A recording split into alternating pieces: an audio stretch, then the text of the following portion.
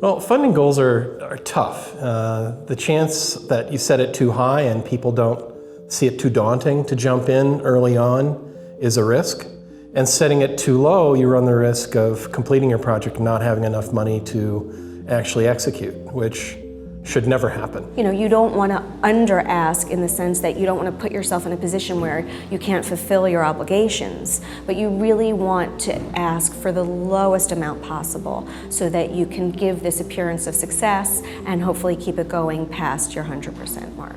You know, you have a $100 product. Could you make 1,000 of them and get by? Could you make 100 of them and get by?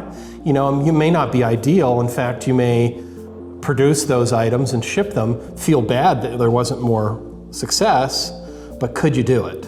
So you just have to find that threshold point, and that's where you should try to set your goals at. The first thing you have to do is figure out all of your costs. That means manufacturing costs, the cost of your time, the cost of packaging, if packaging is going to be a thing that you're going to be doing, the costs of shipping, the costs of what happens if something goes wrong, which is an unknown cost, so there has to be a little bit of flexibility there. We actually thought, what are we trying to achieve and why are we doing the Kickstarter? And it was pretty much a numbers game. You know, we realized that we want to be in a place where, to justify the effort of making the campaign, we want to be able to make about 1,000 units of our product, of our computer kits. The campaign goal should be what it's worth it for you to do, which is, I think, often not thought of.